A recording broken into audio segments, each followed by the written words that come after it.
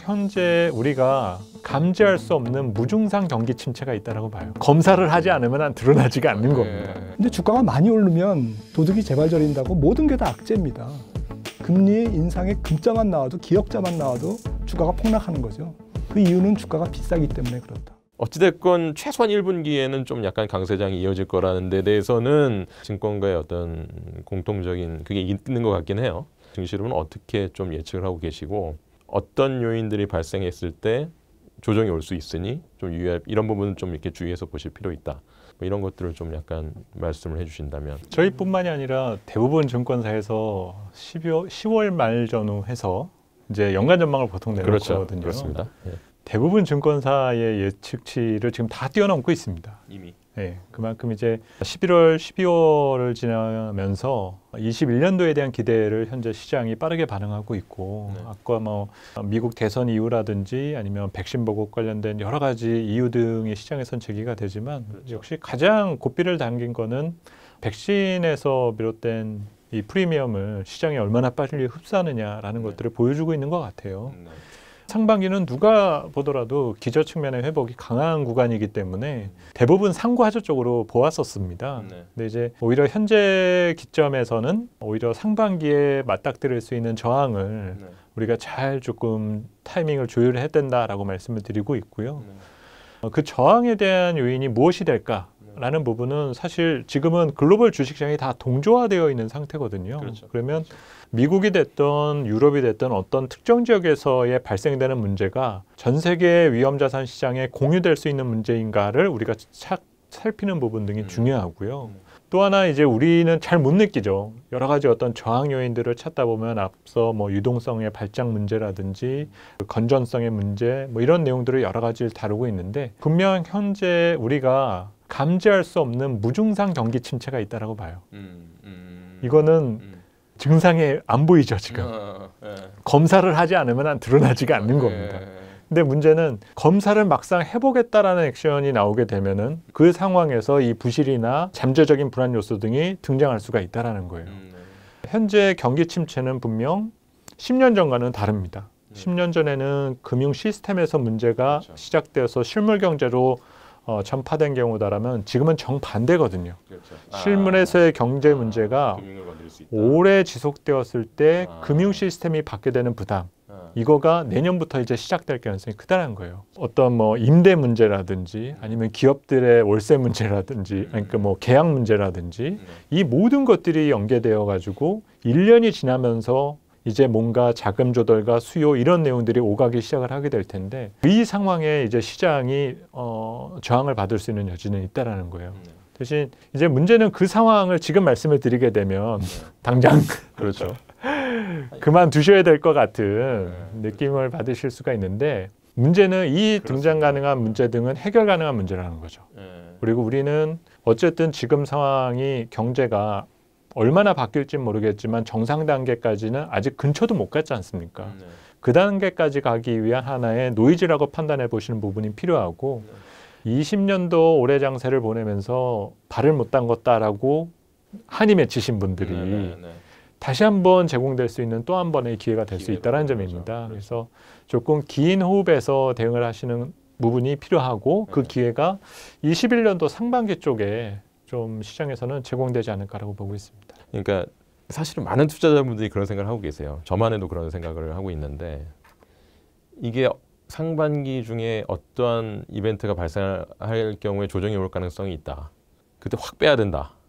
이 생각들을 가지고 계신 소액 투자자분들이 많이 개인 투자자분들이 많이 계시거든요. 왜냐하면 말씀하셨던 것처럼 지금 과하게 밸류에이션이 올라와 있는 상태에서 어떤 이벤트가 이제 발생했을 때 쫙 빠질 수가 있는 거고 약간 역사적으로는 뭐라 해야 될까? 2009년도부터 올라왔던 증시가 2011년도, 12년도 가면서 이제 유럽의 재정 위기라던가 뭐 이런 것들이 불거졌을 때 순간적으로 상당히 가파른 조정이 있었던 국면이 있었던 것을 기억하는 이제 투자자들은 이 또 무슨 조정 요인이 언제 올지만 기다리고 있는 분들이 또 계시긴 해요. 대신 그 상황이 조금 전 잘못된 습관이다라고 생각이 드는데요. 지난 10년 동안 증시 대기 자금이 별로 변한 게 없었어요.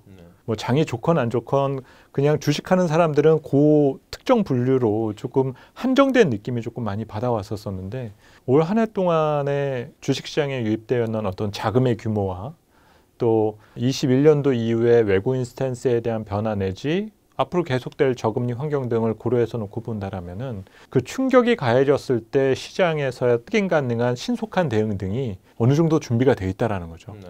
그러면 너무 이제 과거에 우리가 경험해 왔었던 그런 학습 반응 때문에 너무 검증하실 필요가 없다는 점입니다. 충분히 엑시트에 대한 시간도 충분히 제공될 수 있는 여지가 있고 대응하실 수 있는 시간이 있기 때문에 걱정을 하시는 분들은 저는 아직도 뭐 시장에 정확히 발을 담그지 않으신 분들이라고 생각을 해요. 뭐 가장 걱정하는 것들이 사상 최고가라는 얘기를 매일 듣다가 무너지면은 끝이라는 생각들을 많이 하고 계시는데 현재 자산시장이 가야 할 최종 목적지는 내년은 아니다라는 거죠. 기간적으로 놓고 봤을 때. 박사님께서는 일단 어찌됐건 조정이 오긴 올 것이다. 뭐 안 올 수 없으니까. 심지어 올해도 뭐 아까 말씀드렸던 것처럼 이제 11월에 미국 대선을 즈음해서 약간의 노이즈는 있었던 상황이기 때문에 올 수는 있을 텐데 어떤 징후들이 나타나면은 좀 이게 조정장으로 갈 가능성이 있다라고 이 시청자분들께서 예상하실 수 있을지. 예, 저도 뭐 큰 그림에서는 센터장님께서 해주신 말씀에 동의하고요. 저희가 과거에 뭐 수십 년을 뭐 제가 좀 무능한 부분도 있고 어리석어서 그렇지만 시장을 한 절반 정도밖에 못 맞춰왔거든요. 절반 정도씩이나. 예, 그러니까 사실은 뭐 시청자분들이 보시면은 아니 저 사람은 전문가라는 사람이 어떻게 절반밖에 못 맞추나. 그러니까 뭐 대충 동전 던지기도 절반인데 그렇습니다. 예, 그러니까 시장은 완벽하게 맞출 수는 없다고 생각해요. 저는 그거는 내려놔야 될 것 같아요. 어느 순간 제 주식을 본인의 계좌에서 0으로 가져가고 어떤 순간에는 레버리지로 200%를 가져가는 그런 전략은 결코 바람직하지 않다는 거죠. 왜냐하면 그렇게 해서 돈을 번 사람이 물론 있겠지만 그건 아주 비범한 분들이거든요. 그러니까 본인이 비범하다고 생각하지 않는다면 그 전략은 그렇게 해서 돈을 번 운용사도 없고 그렇게 해서 그런 철학을 가지고 그런 전략을 가지고 지금까지 생존한 운영사는 없다는 거죠. 마켓 타이밍을 맞춰서. 그렇죠. 그러니까 내년장을 하락의 티핑 포인트냐를 봤을 때는 그거는 결국엔 나중에 내년 이맘때쯤에 저희가 토크를 하면 이런 이유 때문에 그랬군요. 그리고 이제 해석은 할 수 있겠지만 결국 맞출 확률은 굉장히 낮다라는 거죠. 다만 저는 앞서도 말씀드렸듯이 주식시장의 가장 큰 적은 주식시장 그 자체다라는 거죠. 나머지는 거의 트리거나 핑계라는 거죠. 아니 지금 주가가 바닥이고 오른 게 없고 밸류에이션도 싸다면 그리고 싼 밸류에이션의 주식이 너무나 널려 있다면 아니 무슨 뭐 금리를 올리든 그게 무슨 문제겠어요. 금리 올리면 경기가 좋아져서 올리는 거고 재정을 더 안 풀면 경기가 좋아졌기 때문에 재정 건전성을 좀 확보하기 위해서 나중에 경기가 좋을 때를 위해서 재정을 좀 거두는 거고 다 긍정적으로 해석할 거라고요. 근데 주가가 많이 오르면 도둑이 재발저린다고 모든 게 다 악재입니다. 약간 신경을 건드리는 것만 나와도 금리의 인상의 금자만 나와도 기역자만 나와도 주가가 폭락하는 거죠. 그 이유는 주가가 비싸기 때문에 그렇다. 그래서 내년에 피해야 될 주식은 밸류에이션이 비싼 주식. 너무 주인과 강아지의 어떠한 코스톨라니에 비유해서 너무 주인과 멀리 벌어져 있는 강아지는 그런 주식은 버려야 된다는 거죠. 지금부터는 조심해야 된다는 거죠. 특히 어떤 고밸류에이션 장세, 고평가 장세에서는 모든 그 고평가된 주식을 정당화하는 논리가 팽배합니다. 지금부터는 PR을 볼 필요가 없다. 지금부터는 PBR을 볼 필요가 없다. 지금부터는 뭐 어떤 지표를 봐야 된다. 기술주를 가지고 아직도 PER로 다루냐. 온갖 비난을 다 받습니다. 하지만 그럴수록 PER을 봐야 되고요. 그럴수록 밸류에이션을 봐야 되는 거죠. 뭐 나스닥에 뭐 100배도 있고 1000배도 있습니다만은 테슬라 같은 경우는 평균이 40배니까 1 나누기 40하면 2.5%가 나스닥 전체의 기대 수익률이거든요. 그것도 12개월 후에 예상 이익을 반영한 거기 때문에 정부가 보장한 거 아닙니다. 어느 누구도 보장한 거 아닙니다. 2.5%는 그냥 추상적인 수치인데 시장의 컨센서스입니다. 금리가 2% 가도 뭐 2.5%니까 괜찮다. 이럴 수는 있지만 마지널하다라는 거죠. 5%일 때보다는 그 갭이 안전자산 대비 자기의 투자의 코스트를 안전자산이라고 치면 안전자산 코스트가 금리가 올라서 2%가 됐는데 PR 40배의 주식 기대 수익률이 2.5%라면 거의 스퀘어지 않습니까? 그러면 평균적으로는 먹을 게 없는 장이다라는 거죠. 지금 먹을 게 없는 장으로 근접하는 과정인데 이게 역전될 수 있습니다. 뭐 닷컴 버블 때는 한참 역전됐으니까요.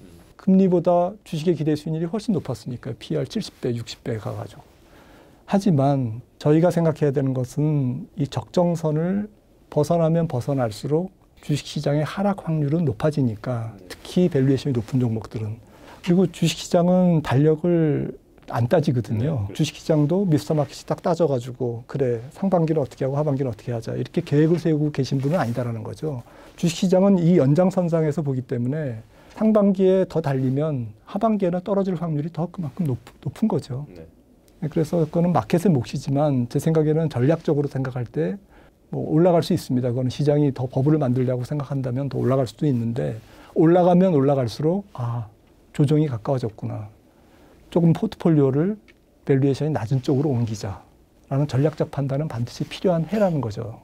지금 현재에서 더 코스피를 기준으로 올라갈 수 있는 여지가 룸이 있다고 보세요? 아니면 결국 한 5,000포인트 내지는 그 이상으로 갈 수 있는 중간 과정에 불과하다고 생각합니다. 그 과정인데 우물에서 숭늉 달라는 격으로 우리가 5,000 갈 포인트를 모두 준비했다. 혹은 5,000은 너무 과하지만 적어도 4,000포인트 갈 정도의 우리는 완벽한 준비를 다 해놨다. 이렇게 생각하면 안 된다는 거죠. 그 과정은 우여곡절이라는 거죠. 우여곡절이 있다는 거죠. 마치 남북 정상회담을 할 때 남북 관련주가 이제부터는 계속 달릴 거라고 생각하는 것과 똑같은 이치죠. 그 과정이 우여곡절이 얼마나 많습니까? 마켓 전체도 마찬가지라는 거죠. 그래서 그 과정은 길고 험난할 거다. 지금 시작일 뿐이다라고 생각을 합니다.